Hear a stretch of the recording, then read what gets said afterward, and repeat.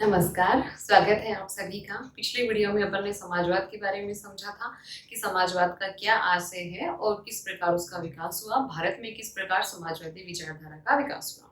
आज अपन पढ़ेंगे समाजवाद के प्रमुख तत्व, मतलब कि समाजवाद के प्रमुख क्या-क्या तत्व हैं, ये विचारधारा क्या कहती है, इसको स्पष्ट रूप से समझने के लिए आज अपन इनके तत्वों को पढ़ते हैं। तो सबसे पहला तत्व है समाजवाद का, वो है पूंजीवाद और साम्यवाद अतिवादी है।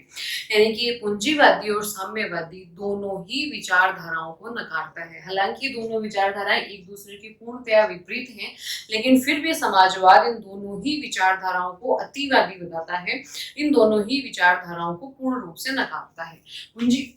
पूंजीवाद की अगर बात करें तो पूंजीवाद में अपन जानते हैं कि स्वतंत्रता, बहुत अधिक स्वतंत्रता दी गई है, जिसमें अपन बात करें आर्थिक स्वतंत्रता की, और उसके कारण आर्थिक स्वतंत्रता के कारण समाज में एक असमानता पैदा हो गई।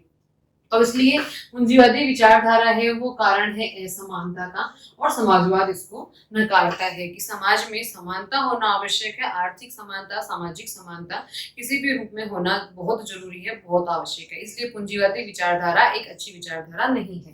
बात करते हैं अपन साम्यवाद की, तो साम्यवाद एक सर्वाधिकारवादी व्यवस्था है। इसको ये सर्वाधिकारवादी व्यवस्था कहता है क्योंकि इस व्यवस्था में राज्य का पूर्ण रूप से नियंत्रण होता है। यहाँ व्यक्तियों को इतनी स्वतंत्रता नहीं होती, आर्थिक चीजों में, राजनीतिक क्षेत्र में, हर क्षेत्र में यहाँ पूर्ण नियंत्रण होता है। जब अपन जानते हैं कि साम्यवादी व्यवस्था ये कहती है कि सर्वहारा वर्ग का अधिनायकत्व स्थापित हो जाएगा, तो इस तरह से ये एक सर्वाधिकारवादी व्यवस्था है। और समाजवाद का मानना है कि किसी प्रकार की अधिनायकवादी व्यवस्था, सर्वाधिकारवादी व्यवस्था है, वो मानव कल्याण के लिए, लोक कल्याण के लिए कहीं भी अच्छी नहीं है, प्रजातांत्रिक नहीं है, और प्रजातांत्रिक मूल्यों पर आधारित व्यवस्था ही एक अच्छी और कल्याणकारी व्यवस्था हो सकती है। तो सबसे पहला जो तत्व है वो अपन ने पढ़ा कि पूंजीवाद और साम्यवाद दोनों ही अतिवादी हैं। जहां पूंजीवाद ने केवल स्वतंत्रता की बात की है, समानता के पक्ष को एक तरह से उपेक्षित कर दिया है, नकार दिया है, और उसी का नतीजा ये हुआ कि समाज में एक शोषित वर्ग पैदा हो गया, सर्वहारा वर्ग, जिसके अल्पसंख्यक वर्ग, जो अमीर वर्ग था, उद्योगपति वर्ग था, वो शोषण कर रहा था।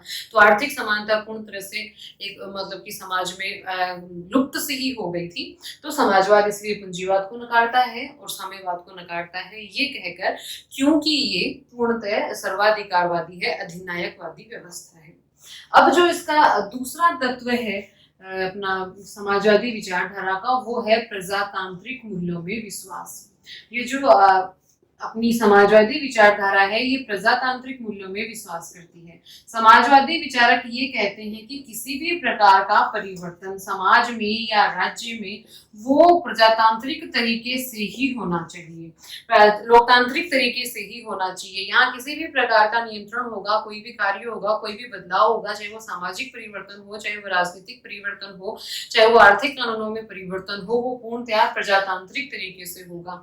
यहाँ किसी प्रकार की क्रांति की बात नहीं की जाती है, यहाँ पर क्रमिक रूप से परिवर्तन की, क्रमिक रूप से विकास की बात की जाती है, और वो विकास भी प्रजातांत्रिक मूल्यों आधारित होगा, लोकतंत्र मूल्यों आधारित होगा, यानी कि जनता के और निर्णयों के द्वारा, जनता की बातों के द्वारा और जनता की सहमति के द्वारा यहाँ पर कोई भी कार्य होगा, इस समाजवादी विचारधारा के अनुसार।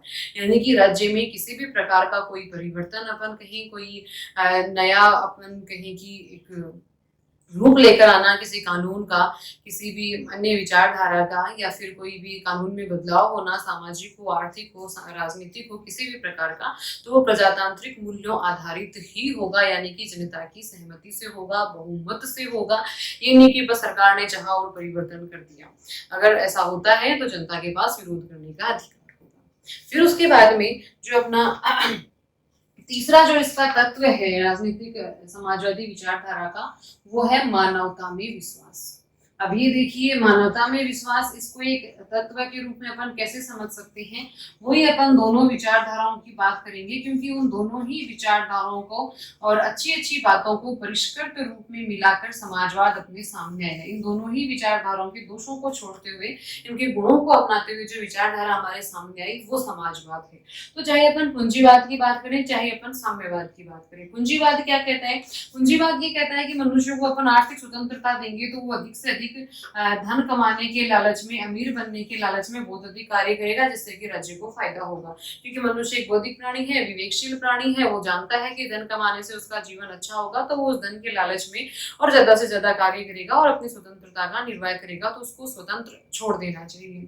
साम्यवादी विचारधारा का बात करें तो साम्यवाद भी यही कहता है कि मनुष्य है वो एक तरह से लालची है, इसलिए वो एक वर्ग शोषक वर्ग बन जाता है, क्योंकि उसको पूर्णतः स्वतंत्रता मिली, तो वो अपने मतलब कि पैसे के बलबूते, धन के बलबूते दूसरे वर्ग का शोषण करता है। तो दूसरा वर्ग है वो क्रांति करेगा, उनको खत्म करेगा और फिर सर्वाधिकारवादी शासन व्यवस्था स्थापित कर लाएगा। तो यानी कि ये दोनों ही विचारधाराएं मनुष्यों को एक तरह से भौतिक मूल्य मानती है, जबकि मनुष्य के भौतिक मूल्य नहीं है, मनुष्य के मूल्य नैतिक मूल्य है। मनुष्य है वो नैतिकता आधारित है, ना कि भौतिक तत्वों आधारित है। केवल धन प्राप्त करना, केवल सत्ता प्राप्त करना, यही मनुष्य को प्रेरित नहीं करते हैं। नैतिकता, प्रेरणा, अच्छा कार्य, एक ये भी मनुष्य को प्रेरक शक्तियां हैं। यानी कि मनुष्य नैतिकता आधारित कार्य भी करता है, विश्वास आधारित कार्य भी करता है, सहयोग आधारित कार्य भी करता है।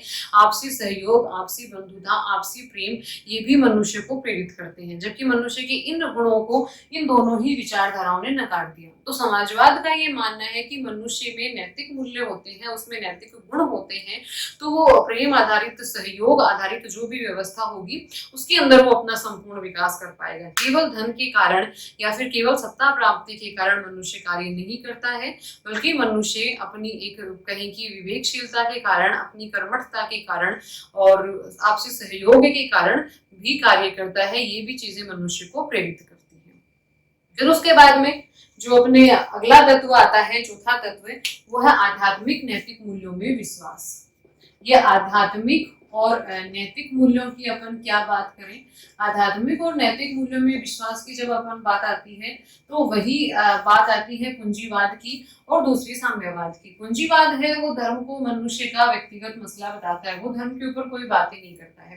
और साम्यवाद है वो धर्म को अफीम की तरह मानता है, वो पूरी तरह धर्म को और नकारना चाहता है। तो इन दोनों ही विचारधाराओं को समाजवाद नहीं मानता। समाजवाद ये कहता है कि केवल मनुष्य का व्यक्तिगत मसला नहीं है, धर्म और नैतिकता आधारित कोई भी व्यवस्था होगी, कोई भी राज्य होगा, कोई भी सामाजिक या राजनीतिक व्यवस्था होगी, तो वो निसंदेह एक सकारात्मक और एक अच्छी व्यवस्था होगी। लेकिन यहाँ अपन थोड़ा सा ये मतलब कि समझने वाली बात है कि यहाँ धर्म और नैतिकता की अगर अपन बात करते हैं, धर्म और आध्यात्मिकता की अपन बात करते हैं, तो ये कर्मकांड की बात नहीं आती है। यहाँ पर आती है धर्म आधारित मूल्य, नैतिकता आधारित मूल्य। क्योंकि कोई भी धर्म व्यक्ति को क्या शिक्षा देता है, हर एक धर्म, चाहे अपन किसी भी धर्म का अध्ययन कर लें, हर एक धर्म मनुष्य को प्रेम करना सिखाता है, एक दूसरे का सहयोग करना सिखाता है, परोपकार करना सिखाता है, लालच, ईर्ष्या, घृणा जैसे तत्वों को नकारात्मक मानकर उनसे दूर रहने की शिक्षा देता है। तो समाजवाद भी धर्म के इन्हीं मूल्यों को अपनाता है, इन्हीं आध्यात्मिक और नैतिक मूल्यों को अपनाता है और इस पर आधारित समाज का ही विकास करना चाहता है। वो ये चाहता है कि इन मूल्यों को अगर अपन प्रचार प्रसार करते हैं तो निसंदेह मनुष्य भी नैतिकता और धर्म को सीखकर एक अच्छे समाज की स्थापना कर पाएंगे। तो इस तरह से पूंजीवाद ने धर्म को व्यक्तिगत मसला माना था, साम्यवाद है वो धर्म को एक नकारात्मक चीज मानता था। उन सबसे हटकर समाजवाद धर्म और आध्यात्मिक आधारित व्यवस्था को अपनाना चाहता है। फिर जो अगला जो तत्व आता है वो है वर्ग संघर्ष से कोताही।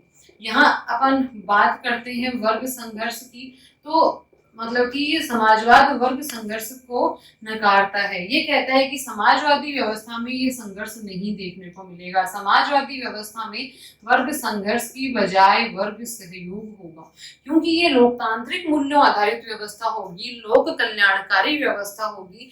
यहाँ प्रत्येक व्यक्ति की मानवीय गरिमा का ध्यान रखा जाएगा, प्रत्येक व्यक्ति की व्यक्तिगत स्वतंत्रता, मान सम्मान का ध्यान रखा जाएगा। और इस वजह से मनुष्यों के विकसित आध्यात्मिक और नैतिक मूल्यों के कारण यहाँ सभी मनुष्यों में आपस में सहयोग पाया जाएगा, प्रेम पाया जाएगा। यहाँ किसी भी स्तर पर किसी प्रकार का वर्ग संघर्ष देखने को नहीं मिलेगा। फिर उसके बाद में जो अपना अगला तत्व आता है वो है आर्थिक और राजनीतिक स्वतंत्रता। आर्थिक, राजनीतिक हर प्रकार की स्वतंत्रता की बात करता है समाजवाद। अब देखिए अपन ने बात की थी पूंजीवाद की तो वहां पर आर्थिक स्वतंत्रता प्राप्त होती है आपको, लेकिन राजनीतिक स्वतंत्रता फिर कहीं पीछे रह जाती है। साम्यवाद की बात करते हैं, राजनीतिक स्वतंत्रता प्राप्त होती है, लेकिन बाद में आर्थिक स्वतंत्रता कहीं पीछे रह जाती है। लेकिन समाजवाद इन दोनों ही प्रकार की, साथ साथ सामाजिक भी, इन तीनों ही प्रकार की स्वतंत्रताओं की स्थापना करना चाहता है कि मनुष्य आर्थिक रूप से भी स्वतंत्र हो, मनुष्य राजनीतिक रूप से भी स्वतंत्र हो, और मनुष्य सामाजिक रूप से भी स्वतंत्र हो। यानी कि आर्थिक रूप से उसके पास इतना धन हो कि वो अपना एक कहे कि सम्मान पूर्वक जीवन जी सके, और कोई भी व्यक्ति इतना अधिक धनवान ना बन जाए कि वो अपने पैसे के बलबूते, अपने धन के बलबूते किसी दूसरे व्यक्ति का शोषण कर सके, और पैसे की कमी के कारण कोई व्यक्ति इतना मजबूर ना हो जाए कि उसको अपनी स्वतंत्रता दांव पर रखकर किसी की गुलामी करनी पड़े। राजनीतिक स्वतंत्रता की बात करें, प्रत्येक व्यक्ति को चुनाव लड़ने का अधिकार, मतदान करने का अधिकार, सत्ता प्राप्त करने का अधिकार, ये सारी की सारी चीजें अपनी राजनीतिक स्वतंत्रता में आ जाती है। सामाजिक स्वतंत्रता है, समाज के अंदर धर्म, लिंग, वंश, जाति, किसी भी आधार का भेदभाव, उसकी समाप्ति, वो है सामाजिक स्वतंत्रता। तो इन तीनों ही प्रकार की स्वतंत्रताओं की स्थापना के लिए दृढ़ कटिबद्ध है समाजवादी विचारधारा। फिर उसके बाद में जो अगला तत्व आता है वो है उत्पादन और वितरण की लोकतांत्रिक व्यवस्था। अगला अवयव आता है अपना 7वां, उत्पादन और वितरण, दोनों ही चीजें, उत्पादन एवं वितरण, इनका लोकतांत्रिक व्यवस्था, इनका लोकतांत्रिक आधार पर वितरण कैसा होगा। तो सबसे पहले अपन बात करें उत्पादन की, कि राज्य के अंदर समाजवादी विचारधारा के द्वारा ऐसा प्रयास किया जाता है कि उत्पादन कुछ लोगों के हाथों में सीमित ना रह जाए।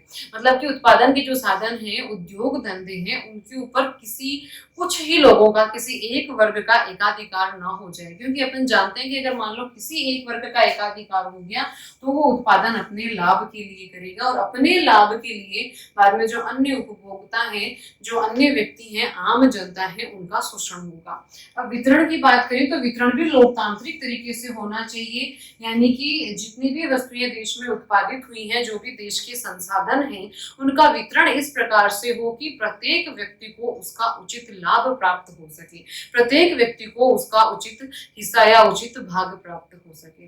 तो जैसे कि अपन ने पूंजीवादी व्यवस्था में देखा था, पूंजीवादी व्यवस्था में जो उत्पादन प्रणाली थी उसके ऊपर सरकार ने किसी प्रकार का कोई नियंत्रण नहीं रखा था, इसलिए पैसे के बलबूते, अपनी आर्थिक मतलब की स्थिति के बलबूते वो कुछ लोगों के हाथों में केंद्रित हो गई थी उत्पादन की पूरी प्रणाली।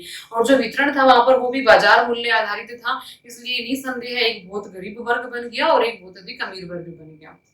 तो इसलिए समाजवादी मूल्यों में, हाँ, और समाजवादी मूल्य जो साम्यवाद है उसमें वितरण के ऊपर पूर्णतः नियंत्रण रखा गया था सरकार द्वारा। तो इसलिए समाजवादी मूल्य में उत्पादन और वितरण दोनों ही लोकतांत्रिक मूल्य आधारित होनी चाहिए, और इन दोनों ही प्रणालियों को जो मतलब कि निर्धारित करेगा, जो कानून बनाएगा, वो होगा संसद। और वो संसद होगी देश के द्वारा, देश की जनता के द्वारा बहुमत से चुने गए लोगों के द्वारा मिलकर बनेगी संसद, जैसा कि अपन सभी जानते हैं। तो उत्पादन की प्रणाली के लिए, उत्पादन के उद्योग धंधों के लिए क्या कानून नियम होने चाहिए, वो संसद बनाएगी।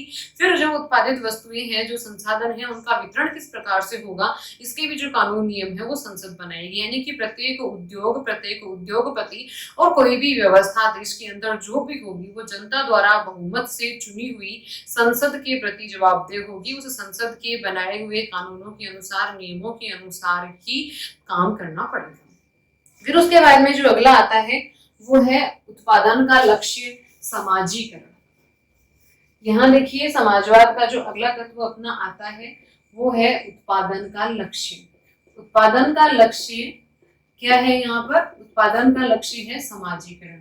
पहले समाजवाद ने उत्पादन का लक्ष्य राष्ट्रीयकरण लिया था, लेकिन बाद में उन्होंने बदलकर उत्पादन का लक्ष्य कर दिया समाजीकरण। मतलब कि उद्योग धंधों का जो उत्पादन है वो केवल लाभ के लिए नहीं होगा, यानी कि कोई भी उद्योग है वो उसी वस्तु का उत्पादन नहीं कर सकता जो उसे लाभ देती है। उसे जनता की जरूरत के हिसाब से, कि जनता को जरूरत किस चीज की है, चाहे उसमें उसको कम लाभ ही क्यों ना हो रहा हो उद्योग को, लेकिन उसको उन वस्तुओं का भी उत्पादन करना पड़ेगा जिनकी की आम जनता को आवश्यकता है, और जिन आम जनता को वो मतलब कि आवश्यक है उसके जीवन के लिए, उसके दैनिक जीवन के लिए, दैनिक जीवन की आवश्यकताओं के लिए। यहाँ केवल जो उद्योग है, चाहे वो कितना ही बड़ा उद्योग क्यों ना हो, वो केवल अपना लाभ नहीं देख सकता, उसको और मतलब कि कहीं की समाज की मांग के अनुसार, समाज की जरूरत के अनुसार वस्तुओं का उत्पादन करना पड़ेगा, ना कि केवल अपना निजी लाभ आधारित उत्पादन होगा। फिर उसके बाद में जो अगला तत्व आता है वो आता है संपत्ति का असीमित संग्रह। संपत्ति का असीमित संग्रह। अब देखिए यहाँ भी फिर अपन बात करेंगे संपत्ति के असीमित संग्रह का विरोधी है ये। अपन फिर यहाँ बात करेंगे वही पूंजीवाद और समाजवाद की। तो पूंजीवाद के अंदर संपत्ति कमाने पर और धन के संग्रह पर किसी प्रकार का कोई नियंत्रण नहीं था, क्योंकि ये माना जाता था कि जो व्यक्ति कमाएगा वो अपना धन मर्जी वो संग्रहित करे, संचित करे और मर्जी उतना धन कमा पाए।